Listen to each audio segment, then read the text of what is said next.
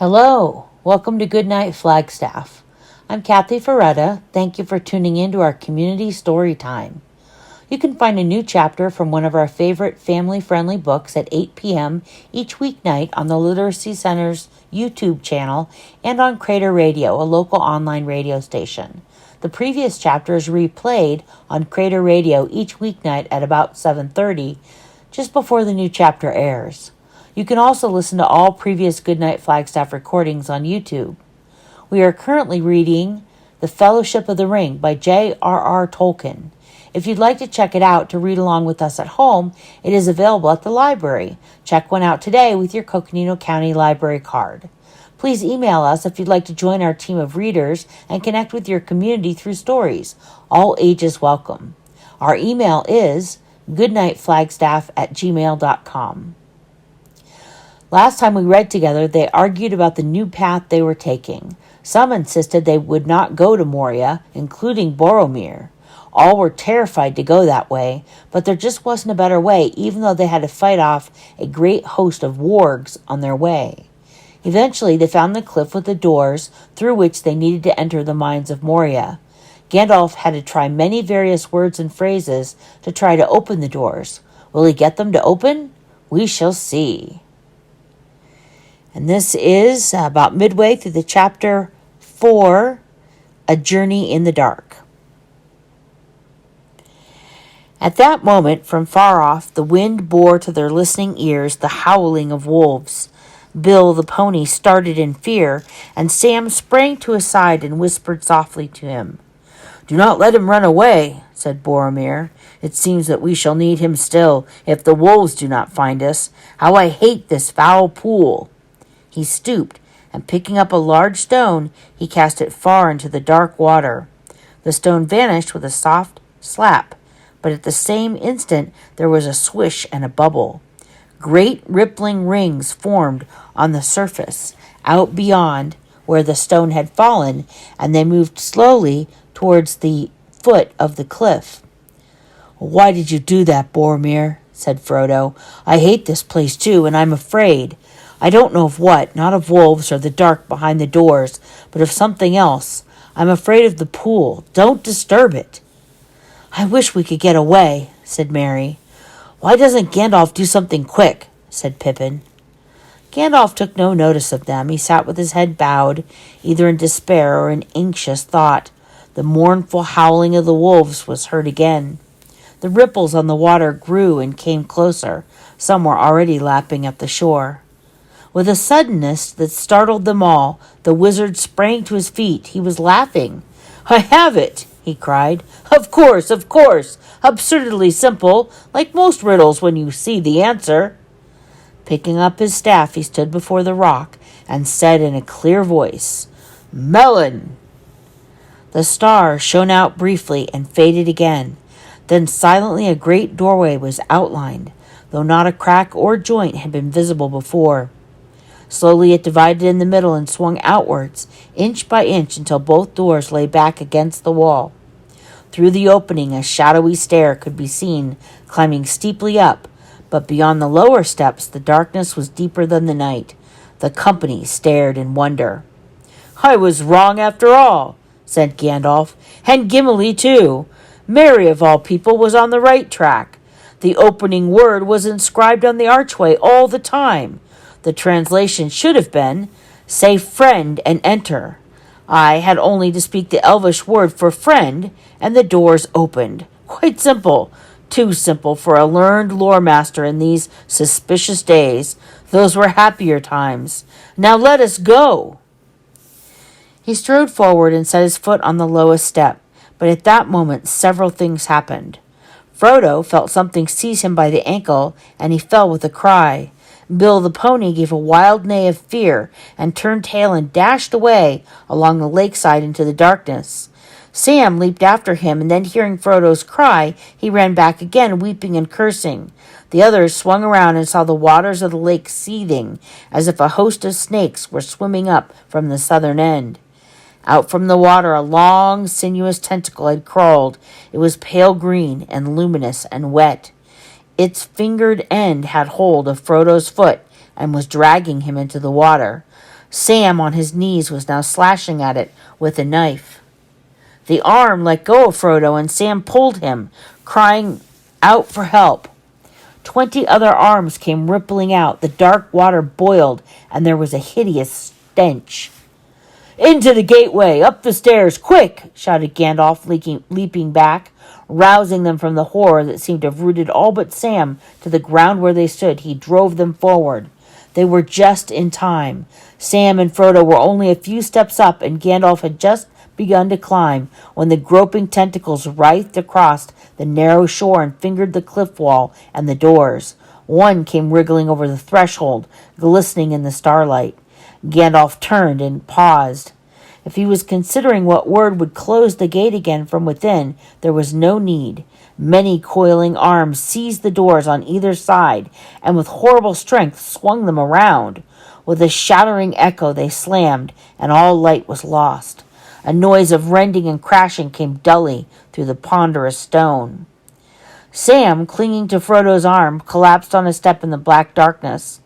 "My poor old Bill," he said in a choking voice. "Poor old Bill! Wolves and snakes, but the snakes were too much for him. I had to choose, Mr. Frodo. I had to come with you." They heard Gandalf go back down the steps and thrust his staff against the doors. There was a quiver in the stone, and the stairs trembled, but the doors did not open. "Well, well," said the wizard.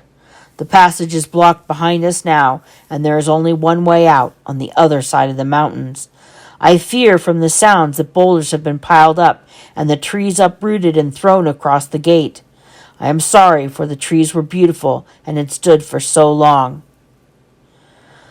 "I felt that something horrible was near from the moment that my foot first touched the water," said Frodo. "What was the thing, or were there many of them?" "I do not know," answered Gandalf, "but the arms were all guided by one purpose. Something has crept or has been driven out of the dark waters under the mountains. There are older and fouler things than orcs in the deep places of the world." He did not speak aloud his thoughts that whatever it was that dwelt in the lake, it had seized on Frodo first among all the company. Boromir muttered under his breath, but the echoing stone magnified the sound to a hoarse whisper they could all hear. "In the deep places of the world, and thither we are going against my wish. Who will lead us now in this deadly dark?" "I will," said Gandalf, "and Gimli shall walk with me. Follow my staff." As the wizard passed on ahead up the great steps, he held his staff aloft, and from its tip there came a faint radiance. The wide stairway was sound and undamaged.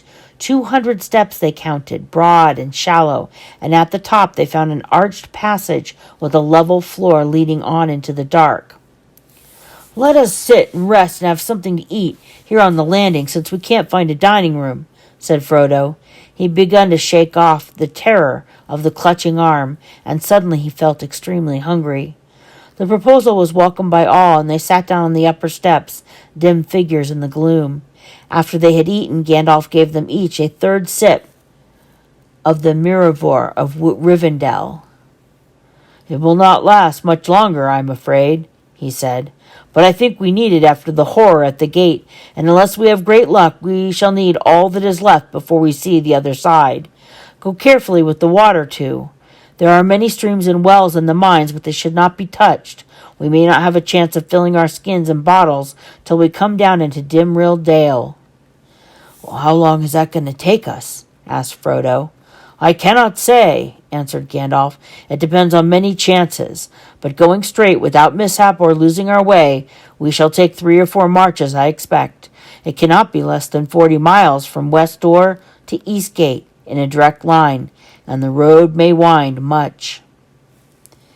After only a brief rest, they started on their way again. All were eager to get the journey over as quickly as possible, and were willing, tired as they were, to go on marching still for several hours. Gandalf walked in front as before. In his left hand he held up his glimmering staff, the light of which just showed the ground before his feet. In his right he held his sword, Glamdring. Behind him came Gimli, his eyes glinting in the dim light as he turned his head from side to side. Behind the dwarf walked Frodo, and he had drawn the short sword, Sting. No gleam came from the blades of Sting or of Glamdring, and that was some comfort, for being the work of elvish smiths in the elder days, these swords shone with a cold light if any orcs were near at hand. Behind Frodo went Sam, and after him Legolas and the young hobbits and Boromir. In the dark at the rear, grim and silent, walked Aragorn. The passage twisted around a few turns and then began to descend. It went steadily down for a long while before it became level once again. The air grew hot and stifling, but it was not foul, and at times they felt currents of cooler air upon their faces, issuing from half-guessed openings in the walls. There were many of these. In the pale ray of the wizard's staff, Frodo caught glimpses of stairs and arches, and of other passages and tunnels, sloping up or running steeply down, or opening blankly dark on either side. It was bewildering beyond hope of remembering. Gimli aided Gandalf very little, except by his stout courage. At least he was not, as were most of the others, troubled by the mere darkness in itself. Often the wizard consulted him at points where the choice of way was doubtful, but it was always Gandalf who had the final word. The mines of Moria were vast and intricate beyond the imagination of Gimli, Gloin's son, dwarf of the mountain race though he was. To Gandalf, the far-off memories of a journey long before were now of little help, but even in the gloom and despite all the windings of the road he knew whither he wished to go, and he did not falter as long as there was a path that led toward his goal. "Do not be afraid," said Aragorn. There was a pause longer than usual, and Gandalf and Gimli were whispering together. The others were crowded behind, waiting anxiously. "Do not be afraid. I have been with him on many a journey, if never on one so dark, and there are tales of Rivendell, of greater deeds of his than any of I have ever seen. He will not go astray, if there is any path to find. He has led us in here against our fears, but he will lead us out again, at whatever cost to himself. He is surer of finding the way home in a blind night than the cats of Queen Brutheril." It was well for the company that they had such a guide. They had no fuel nor any means of making torches. In the desperate scramble at the doors, many things had been left behind. But without any light, they would soon have come to grief. There were not only many roads to choose from, there were also in many places holes and pitfalls and dark wells beside the path in which their passing feet echoed. There were fissures and chasms in the walls and floor, and every now and then a crack would open right before their feet. The widest was more than 7 feet across, and it was long before Pippin could summon enough courage to leap over the dreadful gap. The noise of churning water came up from far below, as if some great mill wheel was turning in the depths. "Rope," muttered Sam. "I knew I'd want it, if I hadn't got it." As these dangers became more frequent, their march became slower. Already they seemed to have been tramping on, endlessly to the mountain's roots. They were more than weary, and yet there seemed no comfort in the thought of halting anywhere. Frodo's spirits had risen for a while after his escape, and after food and a draught of the cordial, but now a deep uneasiness growing to dread crept over him again. Though he had been healed in Rivendell of the knife stroke, that grim wound had not been without effect. His senses were sharper and more aware of things that could not be seen. One sign of the change that he had noticed was that he could see more in the dark than any of his companions, save perhaps Gandalf. And he was in any case the bearer of the ring. It hung upon its chain against his breast, and at the while seemed a heavy weight. He felt the certainty of evil ahead and of evil following, but he said nothing. He gripped tighter on the hilt of his sword and went on doggedly. The company behind him spoke seldom, and then only in hurried whispers. There was no sound but the sound of their own feet, and the dull stump of Gimli's dwarf boots, the heavy tread of Boromir, the light step of Legolas, the soft, scarce-heard patter of hobbit feet, and in the rear the slow, firm footfalls of Aragorn with his long stride. When they halted for a moment, they heard nothing at all, unless it were occasionally a faint trickle and drip of unseen water. Yet Frodo began to hear, or to imagine that he heard, something else, like the faint fall of soft bare feet. It was never loud enough, nor near enough, for him to feel certain that he heard it, but once it had started, it never stopped, while the company was moving. But it was not an echo, for when they halted, it pattered on for a little all by itself, and then grew still. It was after nightfall when they had entered the mines. They had been going for several hours with only brief halts when Gandalf came to his first serious check. Before him stood a wide, dark arch opening into 3 passages. All led in the same general direction, eastwards, but the left-hand passage plunged down, while the right-hand climbed up, and the middle way seemed to run on, smooth and level, but very narrow. "I have no memory of this place at all," said Gandalf, standing uncertainly under the arch. He held up his staff in the hope of finding some marks or inscriptions that might help his choice, but nothing of the kind was to be seen. "I am too weary to decide," he said, shaking his head, "and I expect that you are all as weary as I am, or wearier. We'd better halt here for what is left of the night. You know what I mean. In here it is ever dark, but outside the late moon is riding westward, and the middle night has passed." "Poor old Bill," said Sam. "I wonder where he is. I hope those wolves haven't gotten him yet." To the left of the great arch they found a great stone door. It was half closed, but swung back easily to a gentle thrust. Beyond there seemed to lie a wide chamber cut into the rock. "Steady, steady!" cried Gandalf as Merry and Pippin pushed forward, glad to find a place where they could rest, with at least more feeling of shelter than in the open passage. "Steady! You do not know what is inside yet. I will go first." He went in cautiously, and the others filed behind. "There," he said, pointing with his staff to the middle of the floor. Before his feet they saw a large round hole like the mouth of a well. Broken and rusty chains lay at the edge and trailed down into the black pit. Fragments of stone lay near. "One of you might have fallen in and still be wondering when you were going to strike the bottom," said Aragorn to Merry. "Let the guide go first while you have one." "This seems to have been a guardroom made for watching of the 3 passages," said Gimli. "That hole was plainly a well for the guard's use, covered with a stone lid, but the lid is broken, and we must all take care in the dark." Pippin felt curiously attracted to the well. While the others were unrolling blankets and making beds against the walls of the chamber, as far as possible from the hole in the floor, he crept to the edge and peered over.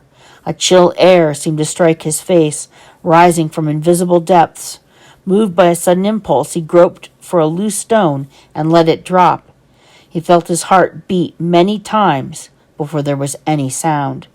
Then far below, as if the stone had fallen into a deep water in some cavernous place, there came a plunk, very distant, but magnified and repeated in the hollow shaft. "What's that?" cried Gandalf. He was relieved when Pippin confessed what he had done, but he was angry, and Pippin could see his eye glinting. "Fool of a Took," he growled. "This is a serious journey, not a hobbit walking party. Throw yourself in next time, and then you'll be no further nuisance. Now be quiet." Nothing more was heard for several minutes, but then there came out of the depths faint knocks. Tom tap, tap Tom.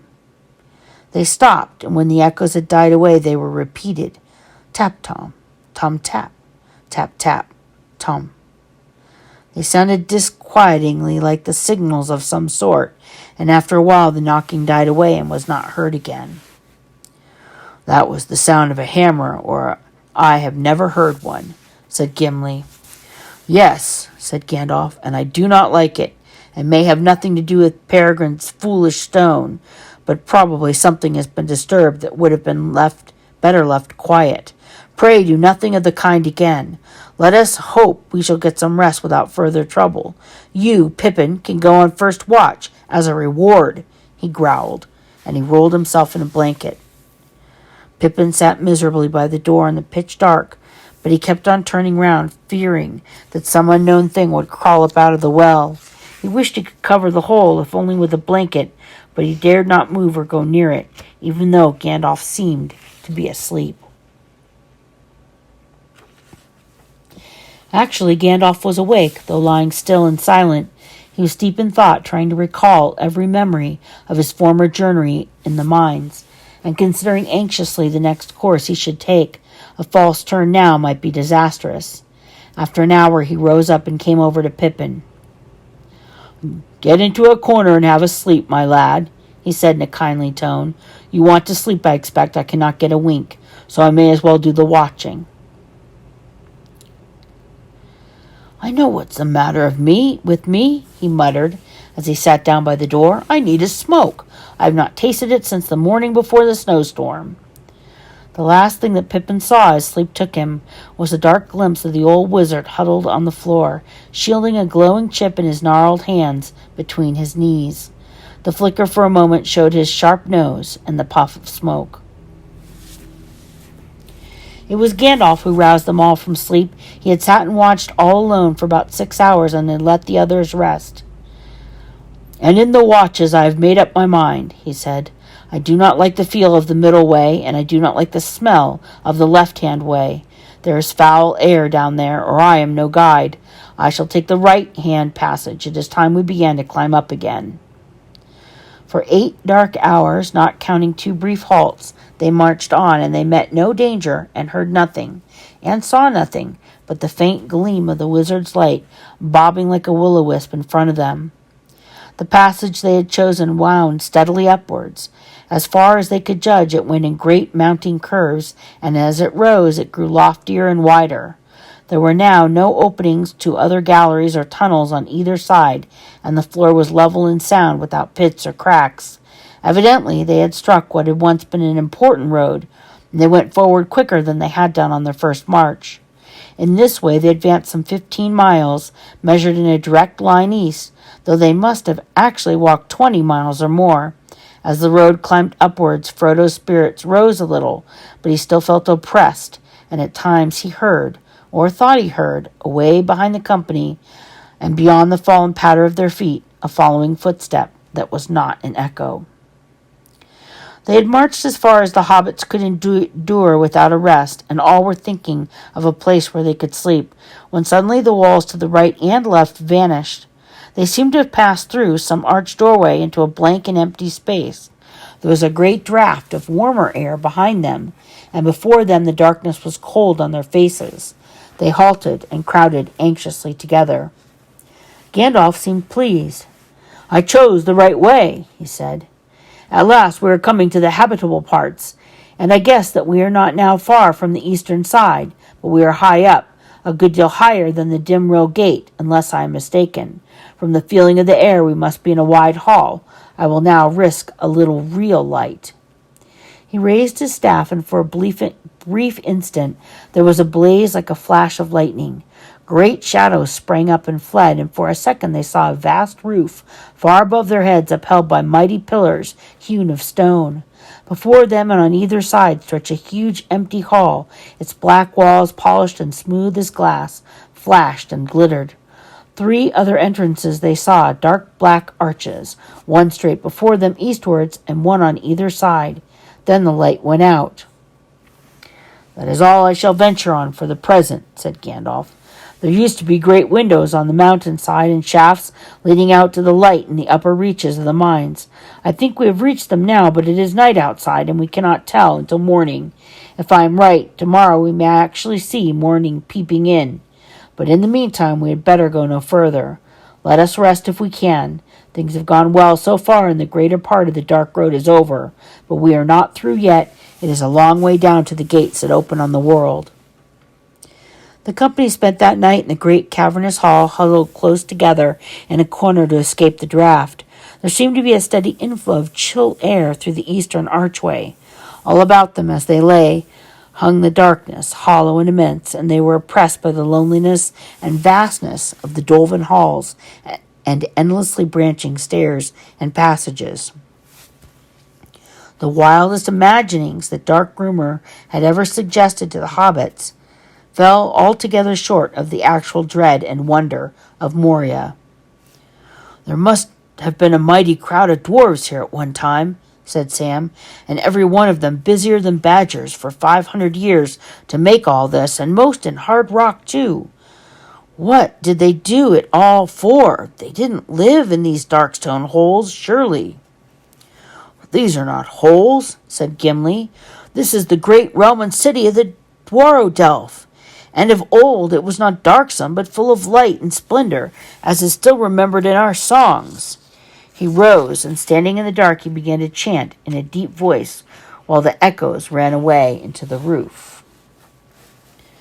The world was young, the mountains green, no stain yet on the moon was seen. No words were laid on stream or stone, when Durin woke and walked alone. He named the nameless hills and dells, he drank from yet untasted wells. He stooped and looked in mirror, and saw a crown of stars appear, as gems upon a silver thread, above the shadow of his head. The world was fair, the mountains tall, in elder days before the fall of mighty kings in Nagrathon and Gondolin, who now beyond. The western seas have passed away, the world was fair in Durin's day. A king he was on carven throne, and many pillared halls of stone, with golden light and silver floor, and runes of power upon the door. The light of sun and star and moon, in shining lamps of crystal hewn, undimmed by clouds or shade of night, there shone forever fair and bright. Their hammer on the anvil smote, their chisel clove and graver wrote. Their forged was blade and bound was hilt, the delver mined the mason built. Their beryl, pearl, and opal pale, and metal wrought like fish's mail. Buckler and corselet, axe and sword, and shining spears were laid in hoard. Unwearied then were Durin's folk, beneath the mountains music woke, the harper's harp the minstrels sang, and at the gates the trumpeters rang. The world is gray, the mountains old, the forge's fire is ashes cold. No harp is rung, no hammer falls, the darkness dwells in Durin's halls. The shadow lies upon his tomb in Moria and Khazad-dûm, but still the shrunken stars appear in dark and windless Mirror. There lies his crown in water deep, till Durin wakes again from sleep. I like that, said Sam. I should like to learn it. In Moria and Khazad-dûm. But it makes the darkness seem heavier thinking of all those lamps. Are there piles of jewels and gold lying about here still? Gimli was silent. Having sung his song, he would say no more. Piles of jewels, said Gandalf. No, the orcs have often plundered Moria. There's nothing left in the upper halls. And since the dwarves fled, no one dares to seek the shafts and treasuries down in the deep places. They are drowned in water, or in a shadow of fear. Well, then what do the dwarves want to come back for? Asked Sam. For Mithril, answered Gandalf. The wealth of Moria was not in gold and jewels, the toys of the dwarves, not in iron, their servant. Such things they found here, it is true, especially iron, but they did not need to delve for them. All the things that they desired they could obtain in traffic, for here alone in the world was found Moria silver, or true silver as some have called it. Mithril is the elvish name.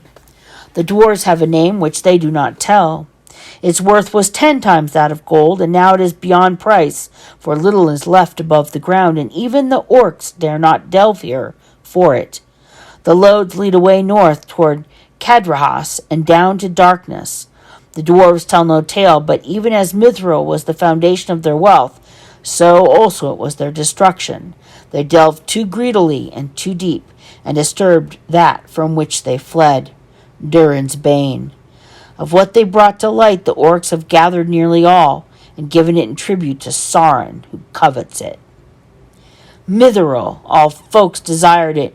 It could be beaten like copper and polished like glass, and the dwarves could make of it a metal, light and yet harder than tempered steel. Its beauty was like that of common silver, but the beauty of Mithril did not tarnish or grow dim.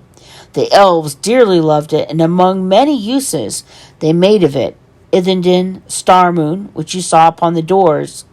Bilbo had a corselet of Mithril rings that Thorin gave him. I wonder what it has become of it. Gathering dust still, and Michael delving Mathen house, I suppose." "What?" cried Gimli, startled out of his silence. "A corselet of Moria silver? That was a kingly gift." "Yes," said Gandalf. "I never told him, but its worth was greater than the value of the whole Shire and everything in it." Frodo said nothing, but put his hand under his tunic and touched the rings of his mail shirt. He felt staggered to think that he had been walking about with the price of the Shire under his jacket. Had Bilbo known? He felt no doubt that Bilbo knew quite well. It was indeed a kingly gift. But now his thoughts had been carried away from the dark mines to Rivendell, to Bilbo, and to Bag End, in the days while Bilbo was still there. He wished with all his heart that he was back there, and in those days mowing the lawn or pottering among the flowers, and they had never heard of Moria, or Mithril, or the Ring. A deep silence fell. One by one the others fell asleep. Frodo was on guard. As if it were a breath that came in through unseen doors out of deep places, a dread came over him. His hands were cold and his brow damp. He listened. All of his mind was given to listening and nothing else for 2 slow hours, but he heard no sound, not even the imagined echo of a footfall.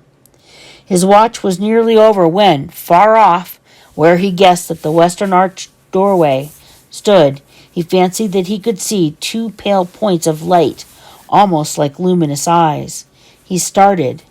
His head had nodded. "I must have nearly fallen asleep on guard," he thought. "I was on the edge of a dream." He stood up and rubbed his eyes and remained standing, peering into the dark, until he was relieved by Legolas. When he lay down, he quickly went to sleep, but it seemed to him that the dream went on. He heard whispers and saw the 2 pale points of light approaching slowly. He woke and found the others were speaking softly near him, and the dim light was falling on his face. High up above the eastern archway, through a shaft near the roof, came a long pale gleam, and across the hall, through the northern arch, light also glimmered faint and distantly. Frodo sat up. "Good morning," said Gandalf. "For morning it is again at last. I was right, you see. We are high up on the east side of Moria. Before today is over, we ought to find the great gates and see the waters of Mirrormere lying in Dimrell Dale below us." "I shall be glad," said Gimli. "I have looked on Moria, and it is very great, but it has become dark and dreadful, and we have found no sign of my kindred. I doubt now that Balin ever came here." After they had breakfasted, Gandalf decided to go on again at once. "We are tired, but we shall rest better when we are outside," he said. "I think that none of us will wish to spend another night in Moria." "No, indeed," said Boromir. "Which way shall we take, yonder eastward arch?" "Maybe," said Gandalf, "but I do not know exactly yet where we are. Unless I am quite astray, I guess that we are above and to the north of the great gates, and it may not be easy to find the right road down to them. The eastern arch will probably prove to be the way that we must take, but before we make up our minds, we ought to look about us. Let us go towards that light in the north door. If we could find a window, it would help, but I fear that the light only comes down deep shafts." Following his lead, the company passed under the northern arch. They found themselves in a wide corridor. As they went along it, and the glimmer grew stronger, and they saw that it came through a doorway on their right. It was high and flat-topped, and the stone door was still upon its hinges, standing half open. Beyond it was a large square chamber. It was dimly lit, but to their eyes, after so long in the dark, it seemed dazzlingly bright, and they blinked as they entered. Their feet disturbed a deep dust upon the floor, and stumbled among things lying in the doorway, whose shapes they could not at first make out. The chamber was lit by a wide shaft high in the further eastern wall.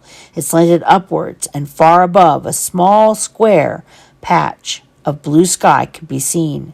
The light of the shaft fell directly on a table in the middle of the room, a single oblong block about 2 feet high, and upon which was laid a great slab of white stone. "It looks like a tomb," muttered Frodo, and bent forwards with a curious sense of foreboding to look more closely at it. Gandalf came quickly to his side. On the slab, the runes were deeply carven.